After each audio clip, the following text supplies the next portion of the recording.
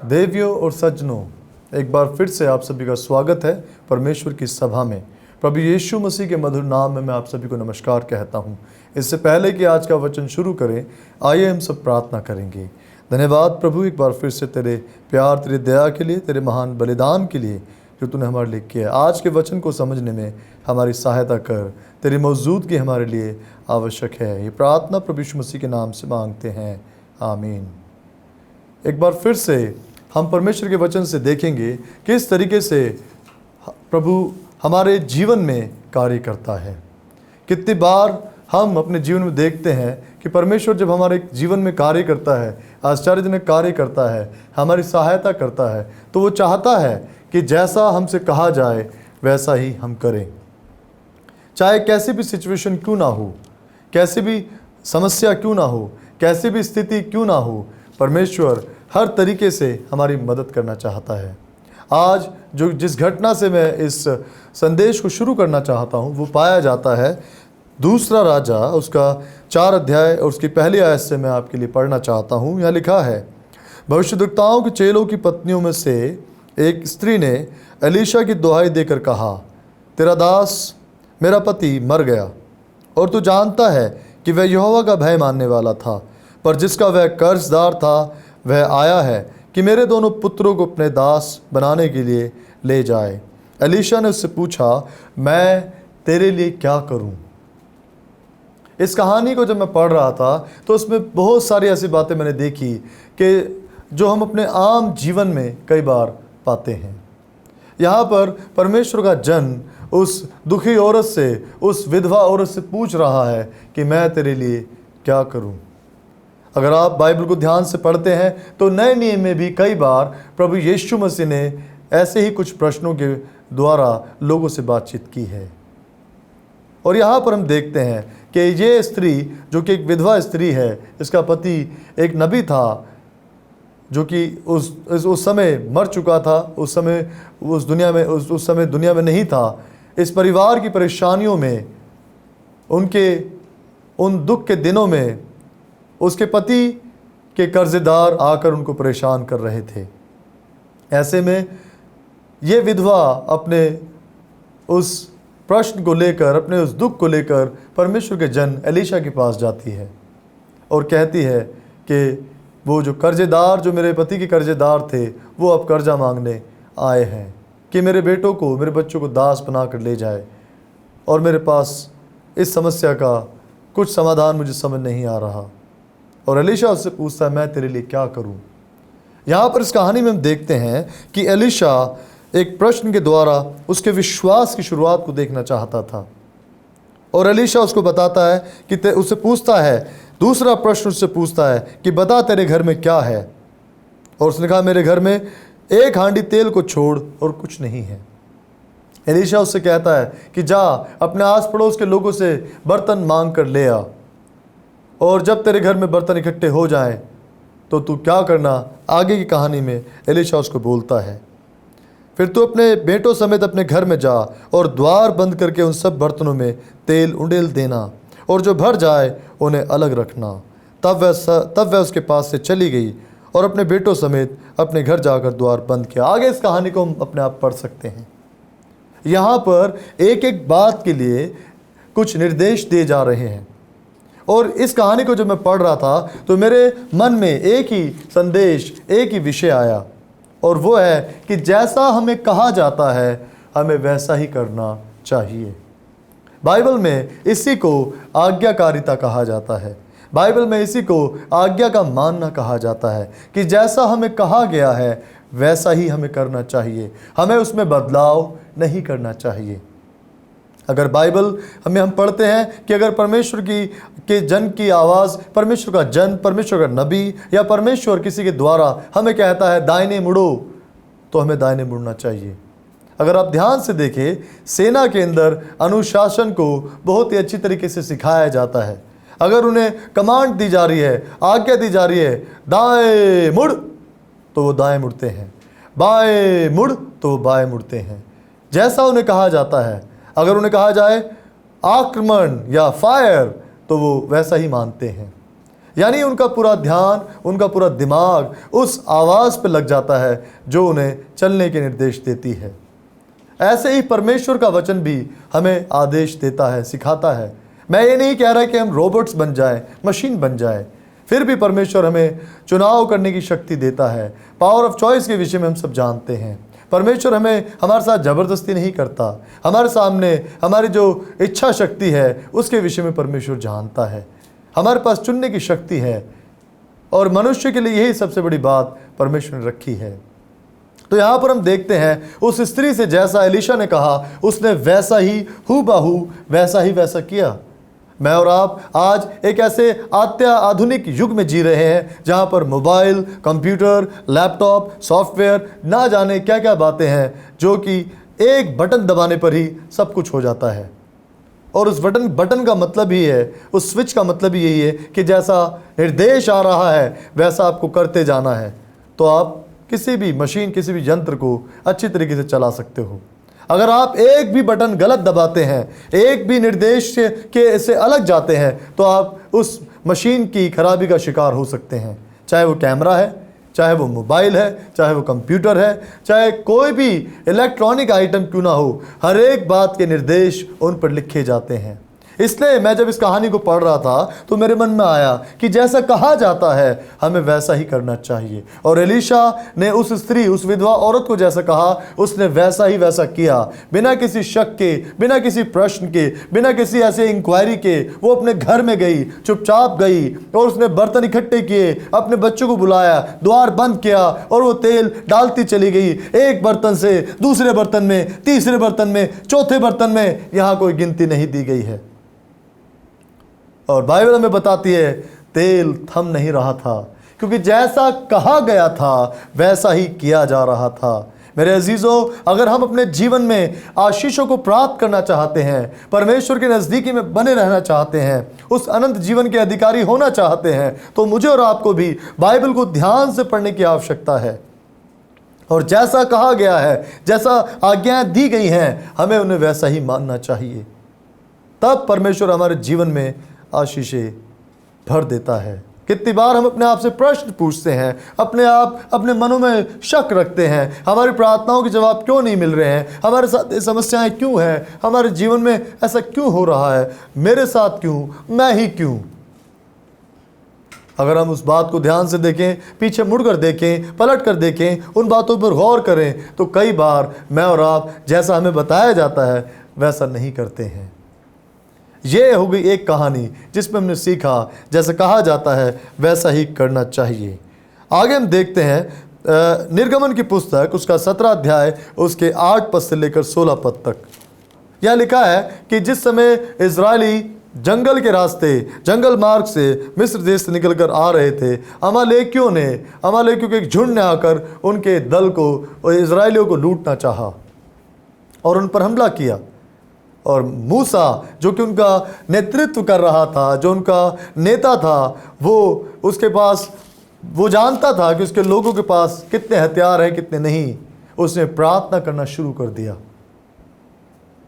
और परमेश्वर ने उनकी प्रार्थना का जवाब दिया। और मूसा जब प्रार्थना कर रहा था, इस कहानी में हम देखते हैं वो थक गया और किसी के द्वारा जब उन लोगों ने देखा तो उनमें आपस में बातचीत हुई कि क्यों ना इसके नीचे कुछ लगा दिया जाए उसकी सपोर्ट के लिए। और उन्होंने एक पत्थर उसके नीचे रखा, वो हाथ उठाकर प्रार्थना करता रहा। और बाइबल हमें बताती है निर्गमन की पुस्तक में कि जब जैसे जैसे प्रार्थना होती रही, इजरायली जीतते रहे। और एक समय ऐसा आया, इजरायलियों ने अमालेकियों को बड़ी दूर तक मार भगाया, क्योंकि जैसा कहा गया वैसा किया गया। मूसा ने जैसे उनको निर्देश दिया या जैसे उनको समझाया गया, उन्होंने किया। अगले हिस्से में हम देखते हैं परमेश्वर का वचन हमें बताता है। अगर हम देखें यहोशुआ की पुस्तक, उसका 6 अध्याय और उसके 12 पद से लेकर 20 तक में हम क्या पाते हैं। बहुत ही रोमांचकारी कहानी है, बहुत ही रोमांचकारी दृश्य है। जब इजरायली जंगलों से पार होते हुए आगे चले गए और जब उन्होंने यरीहो शहर के थोड़ी दूर अपने डेरे डाले, तो बाइबल हमें बताती है कि वो लोग यरीहो शहर के बारे में सुनकर डर गए थे। उनके मनों में एक भय था कि हम कैसे जाएंगे। अगर यहोशू की पुस्तक हम ध्यान से पढ़ें, यहोशू ने 2 लोगों को उस शहर की जासूसी करने के लिए भेजा था, और जासूसी के दौरान जो रिपोर्ट, जो भी बातें वो वहाँ से इकट्ठी करके लाए, जितनी भी सूचना उनके पास थी, वो उन्होंने आकर दी, जिसे सुनकर लोग रोने लगे, चिल्लाने लगे कि हमारा क्या होगा। लेकिन एक वक्त ऐसा आया कि परमेश्वर ने उनको निर्देश के अनुसार काम करने के लिए कहा। जैसा उनको कहा गया वैसा ही उन्होंने किया, और 6 दिन तक उनको कहा गया कि यरीहो की शहर की जो दीवारें हैं, जो इतनी चौड़ी और मजबूत थी कि जो तोड़ी नहीं जा सकती थी, उनका चक्कर लगाने के लिए इज़राइलियों को कहा गया। और आप विश्वास नहीं करेंगे, अगर आप ध्यान से इन आयतों को पढ़ें जो मैंने बताया है यहोशू की पुस्तक 6 अध्याय उसके 12 से 20 में, कि उन्होंने हूबहू उसी निर्देश अनुसार 6 दिन तक चक्कर लगाए। 7वें दिन भी जब उन्होंने आखिरी चक्कर जब वो लगाए थे, जैसा उन्हें कहा गया, बड़े जोर के साथ तुम चिल्लाना और परमेश्वर के नाम के जय जयकार के नारे लगाना, तो दीवारें गिर जाएगी। बाइबल में बताती है कि उन दीवारों में दरारें पड़ गई, और तरड़ तरड़ तरड़ जैसे आवाज़ आती है किसी चीज़ के टूटने की, वो दीवारें जैसी थी वहीं की वहीं ज़मीन पर बिछ गई, अपनी उन बुनियादों से उखड़ गई। जब परमेश्वर के लोगों ने बड़े ज़ोर से नारे लगाए, परमेश्वर के नाम की महिमा की, तुरही फूकी गई, जैसा उन्हें निर्देश दिया गया था वैसा ही उन्होंने किया। और हम देखते हैं बाइबल में कि उन्होंने अपने दुश्मन पर फतेह पा ली, उस शहर में घुसकर उस शहर को जीत लिया। जैसा कहा जाता है वैसा ही हमें करना चाहिए। अगले हिस्से में हम देखते हैं कि किस तरीके से जब हम नए नियम में आते हैं, जहाँ पर हम प्रभु यीशु मसीह के किए हुए उन अनोखे कामों को देखते हैं जो इसमें लिखित हैं। यहाँ तक कि कई बार हमारे जीवन में भी बहुत सारे प्रभु यीशु मसीह के ऐसे काम हैं जो लिखित नहीं हैं। इवन आज भी प्रभु यीशु मसीह, आज भी यहाँ तक कि मेरे और आपके जीवन में बहुत से काम कर रहा है वो, जिन्हें लिखा नहीं जा सकता, लिखे नहीं गए हैं। देखते हैं यूहन्ना रचित सुसमाचार में किस तरीके से प्रभु यीशु मसीह जब गलील के काना शहर में गया था, एक विवाह को देखने के लिए, एक विवाह में शामिल होने के लिए, और वहाँ पर एक अजीब दृश्य था। जिस व्यक्ति के घर में विवाह था उसकी इज्जत का सवाल था, क्योंकि जितने भी मेहमान आए थे वो संख्या में इतने ज़्यादा थे कि वो दाखरस जो वहाँ पर दिया जा रहा था वो ख़त्म हो गया था। हम सब जानते हैं शादी ब्याह का किस तरीके का माहौल होता है। शादी ब्याह में खाने के पीने के बारे में और सजावट के बारे में, हर चीज़ के बारे में अच्छे से अच्छा ध्यान रखा जाता है। जो भी व्यक्ति इसका इंतज़ाम करता है, प्रबंध करता है, वो हर चीज़ को पहले सोच विचार कर ही उसकी शुरुआत करता है। और यहाँ पर एक बहुत बड़ा प्रश्न खड़ा हो गया उस व्यक्ति की इज्जत के लिए जिसने वो विवाह, जिसके घर में वो विवाह था और जिसने वो विवाह का प्रबंध किया था। और ये बात प्रभु यीशु मसीह की माता मरियम के कानों तक भी पहुँची, और प्रभु यीशु मसीह की माता ने प्रभु यीशु मसीह के पास आकर बातचीत करी। क्या कहा कि दाखरस घट गया है। और जो लोग वहाँ काम कर रहे थे, मरियम ने उनको कहा कि जैसा ये तुमसे कहे वैसा ही करना। अगर आप यूहन्ना 2 बाब की 5 आयत में आपके सामने पढ़ रहा हूँ, यहाँ लिखा है, उसकी माता ने सेवकों से कहा जो कुछ वह तुमसे कहे वही करना। और हमने अब तक के जितने भी उदाहरण देखे हैं बाइबल से, उनमें हम यही पाते हैं जैसा कहा जाता है वैसा ही करने से परमेश्वर की जो आशीषें हैं हमारे जीवन में कायम रहती हैं, हमारे जीवन में बनी रहती है, हमारे जीवन में वो आशीषें पूरी की जाती हैं। अपने वायदे, अपनी प्रतिज्ञाओं को वो पूरा करता है। ऐसे मैं बहुत से उदाहरण आपके साथ बांट सकता हूँ, लेकिन इन उदाहरणों को हमारे जीवन में अभ्यस्त रूप से मानने के लिए हम तभी आगे बढ़ सकते हैं जब हम इनको अपने जीवन में लागू करें। आगे हम देखते हैं कि प्रभु यीशु मसीह यहीं तक सीमित नहीं था। अगर आप मत्ती उसके 14 अध्याय में देखें, वहाँ पर 14 अध्याय के 14 से 21 पद में देखते हैं 5000 लोगों को, कितने हज़ार? 5000 लोगों को प्रभु यीशु मसीह ने खिलाया। और उस कहानी में हम देखते हैं कि प्रभु यीशु मसीह ने उन 5000 लोगों को जब खिलाया, जो कि एक बहुत बड़ा करिश्मा था, एक बहुत बड़ा चमत्कार था। उस कहानी में हम देखते हैं कि किस तरीके से प्रभु यीशु मसीह उन 5000 लोगों को खिला रहा है। और वहाँ भी हम देखते हैं कि प्रभु यीशु मसीह ने जैसा उनको कहा उन्होंने वैसा ही किया। क्या मैं और आप उन आशीषों को प्राप्त करना चाहते हैं जो हमारे जीवन में है? प्रभु यीशु मसीह हमारे जीवन में उन बातों को पूरा करना चाहता है। क्या आज आप उन बातों को परखना चाहते हैं कि वो जैसा वो कहता है हमें वैसा ही करना है? किस तरीके से 5000 लोगों को उसने खिलाया जबकि वहाँ पर खाने की तादाद बहुत कम थी। क्या हम इस बात को मानने के लिए तैयार हैं? आगे और भी बहुत से उदाहरण मैं आपको दे सकता हूँ जिसमें हम प्रभु यीशु मसीह के चमत्कारों को देखते हैं और पाते हैं कि वो जैसा वो कहता है जब हम उसे मानते हैं तो वो हमारे जीवन में आशीष देने के लिए तैयार है। 5 रोटी और 2 मछलियों से वहाँ उसने 5000 लोगों को खिलाया। उसके चेले बहुत चिंतित थे और वो प्रभु यीशु मसीह के पास आकर कहते हैं कि लोग बहुत हैं, हम क्या करें? जनसंख्या इतनी ज़्यादा है कि बड़ा मुश्किल हो जाएगा। अगर आपके घर में एक ही बार में 5000 लोग आ जाएं तो आप क्या करेंगे? और यहाँ हम देखते हैं कि 5 रोटी 2 मछली से प्रभु यीशु मसीह कहता है कि उनको बिठाओ। चेले बिठा देते हैं। मछली और रोटी मेरे पास लाओ, चेले ले आते हैं। कोई प्रश्न नहीं पूछा जाता और जैसा कहा गया वैसा ही किया गया। परमेश्वर का वचन भरा हुआ है ऐसी बातों से। परमेश्वर हमारी हर तरीके से मदद करना चाहता है, हमारी आर्थिक सहायता करना चाहता है, हमारे कर्जों को माफ़ करवा सकता है, हमारी समस्याओं से हमें आज़ाद कर सकता है, हमारी बुनियादी ज़रूरतों को पूरा कर सकता है, हमारे दुश्मनों पे हमें विजय प्राप्त करा सकता है, हमें उन दुश्मनों से बचा सकता है, हमारी इज्जत के समय हमारा साथी बन के खड़ा होता है। हमारे घर में ऐसी समस्याएं जब आ जाती है जब कोई उनका जवाब हमारे पास नहीं है, ऐसे में परमेश्वर हमारा सहायक है। परमेश्वर को पुकारें, परमेश्वर के पास आए, परमेश्वर जैसा कहता है वैसा करें। वो आपकी आज आपके दिल में, आपके मन में जो भी बोझ है, आपके जो भी समस्या है, परमेश्वर आपको उससे आजाद कराने के लिए खड़ा है। परमेश्वर अपने वायदों के मुताबिक कहता है कि तुम मेरे पास आ जाओ। अगर आप मत्ती की किताब पढ़े, वहां पर लिखा हुआ है, क्या है बोझ से दबे लोगों, हे मेहनत करने वालों, मेरे पास चले आओ, मैं तुम्हें विश्राम दूंगा। जैसा मैं तुमसे कहता हूं वैसा करो, मैं तुम्हारी हर समस्या का समाधान कर दूंगा। क्या आप आना चाहते हैं? सिर्फ आपको इतना करना है, जैसा कहा जाता है हमें वैसा ही करना है। मैं नहीं कहता कि आप मशीन बन जाएं। परमेश्वर का वचन नहीं कहता कि हम मशीन बन जाएं।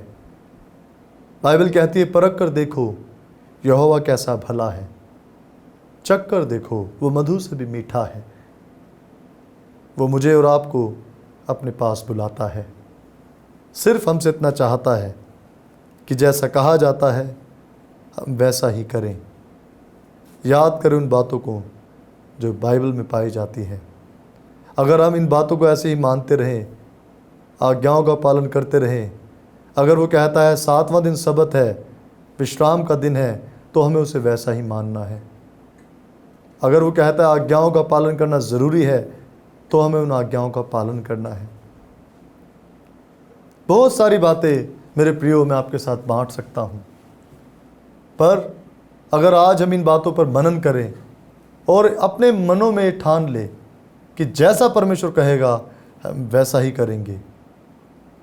और ये बात सच है कि वो जैसे वचन में, बाइबल में हम पाते हैं उन लोगों ने अपने जीवन में आशीष प्राप्त की थी, तो आज इस समय आप जहाँ भी बैठे हो, जिस हाल में भी हो, जैसे भी हो, आज आप प्रभु यीशु मसीह के पास आ जाएं। वो आपको अपनाना चाहता है। सिर्फ वो कहता है कि आप जैसा मैं तुमसे कहता हूँ वैसा ही करो। क्या आज आप तैयार हैं उन बातों को मानने के लिए? क्या आपके मन में कोई प्रश्न तो नहीं जो आप उससे शक के आधार पर पूछना चाहते हो, जैसे थोमा ने पूछा था कि जब तक मैं उसके हाथ के छेदों में उंगलियां न डाल लूँ तब तक विश्वास नहीं करूँगा? क्या आप फिलिपुस की तरह तो नहीं जिसने प्रभु यीशु मसीह को कहा था, प्रभु यीशु मसीह को पूछा था कि हमें पिता को दिखा दे? क्या आप पतरस की तरह तो नहीं हैं जो पानी पर चलते समय डर गया था और गिरने लगा था, जो गतसमनी बाग में प्रभु यीशु के साथ तो था, उसका पीछा करते करते गया, लेकिन 3 बार उसका इनकार किया। अगर हम इन बातों को याद रखें, परमेश्वर का वचन कहता है कि जैसा कहा जाता है जब हम वैसा करते हैं तो सच मानिए परमेश्वर की आशीषें हमारे जीवन में आ जाती हैं। और अगर हम उसके विरोध में जाते हैं, जैसा कहा जाता है वैसा नहीं करते, आशीषें तो हमें मिलती नहीं है, बजाय उसके हम लोग उस सज़ा के हकदार बन जाते हैं जो कि परमेश्वर ने शैतान और उसके दूतों के लिए तैयार की है। अगर आज आप उसका हिस्सा बनना चाहते हैं तो इन बातों को याद रखें कि जैसा कहा जाता है वैसा ही करना चाहिए। प्रार्थना की शक्ति को समझना चाहिए। आज कितने लोग हैं जो कर्जे में दबे हुए हैं। आज कितने लोग हैं जो ऐसी ऐसी समस्याओं, ऐसी ऐसी बीमारियों का शिकार हैं कि वो छुटकारा नहीं पाते। ना जाने वो कैसे कैसे लोगों के पास चले जाते हैं। दुनिया भर के ऐसे लोग हैं जो तंत्र मंत्र और दूसरी बातों से उन लोगों को गुमराही के रास्तों पर डाल देते हैं। लेकिन प्रभु यीशु मसीह साफ और बुलंद आवाज़ से हम सबको बुला रहा है अपनी बाहों में लेने के लिए। सिर्फ मुझे और आपको इतना करने की आवश्यकता है कि जैसा हमें कहा जाता है हम वैसा ही करें। अगर हम वैसा नहीं करते हैं तो ये सारी बातें कभी भी हमारे जीवन में पूरी नहीं हो सकती जो कि हमने बाइबल में पाई हैं। क्या आज आप इन बातों से सहमत हैं? क्या आपने इन बातों के बारे में इससे पहले कभी विचार किया? अगर नहीं किया है तो प्रभु यीशु मसीह की धीमी आवाज़ जो कि सलीब से आ रही है हम सबको बुला रही है, हम सबको कह रही है कि मेरे पास आ जाओ, मेरे पास चले आओ। परमेश्वर का वचन कहता है कि वो हमें कभी नहीं निकालेगा, वो हमें कभी भगाएगा नहीं, बल्कि अपने पास जब वो बुलाता है तो हमें अपना लेता है। वो हमें अपना मित्र कहता है। हमारे दुखों को उसने अपने ऊपर ले लिया है। आखिर तक जैसा प्रभु यीशु मसीह को कहा गया था, सलीब तक उसने वैसा ही किया जैसा उसके पिता की आज्ञा थी। अगर आप इब्रानियों में पढ़े तो वहाँ लिखा है कि मैंने अपने दुख उठाने के समय में परमेश्वर की आज्ञाओं को मानना सीखा। जब पुत्र होने पर उसने ऐसा किया तो हमें भी अपने जिम्मेवारियों को समझना चाहिए। जैसा हमें कहा जाता है हमें वैसा ही करना चाहिए। सोचिए, विचार कीजिए इन बातों के बारे में। परमेश्वर आपके जीवन में कार्य करना चाहता है। सिर्फ आपको अपना जीवन परमेश्वर को देने की आवश्यकता है। आइए हम सब सोचें और विचार करें और अपने मनों में निर्णय लें कि परमेश्वर हमारे जीवन में वो आशीषें चाहता है जो तभी आ सकती है कि जैसा कहा जाता है वैसा ही करना चाहिए। हम अपनी आंखों को बंद करेंगे और इन बातों को मनन करते हुए प्रार्थना करें कि परमेश्वर हम अपना जीवन तुझे देना चाहते हैं। आइए हम सब प्रार्थना करें। सामर्थ्य महान परमेश्वर, हम तेरे पास आना चाहते हैं। हम पे रहम कर। जितने भी लोगों ने आज तेरे वचन को सुना है वो आज अपने मनों में, दिलों में इस बात को मान चुके हैं कि जैसा उन्हें कहा जाता है वो वैसा ही करेंगे। धन्यवाद पिता तेरे इन सुंदर वचनों के लिए, उन घटनाओं के लिए जिनमें तेरी उपस्थिति हम पाते हैं। आज जितने भी लोग इस वचन को सुन रहे हैं, मेरे साथ प्रार्थना में बैठे हैं, प्रभु जी उन्हें अपने लिए चुन ले और वो जैसा तू उनसे कहता है वैसा करने के लिए तैयार हो जाएं। सारी बातों में तेरे नाम को आदर, मान, महिमा देते हैं और ये प्रार्थना बड़े धन्यवाद और विश्वास के साथ तेरे बेटे अपने उद्धार करता प्रभु यीशु मसीह के नाम से मांगते हैं। आमीन।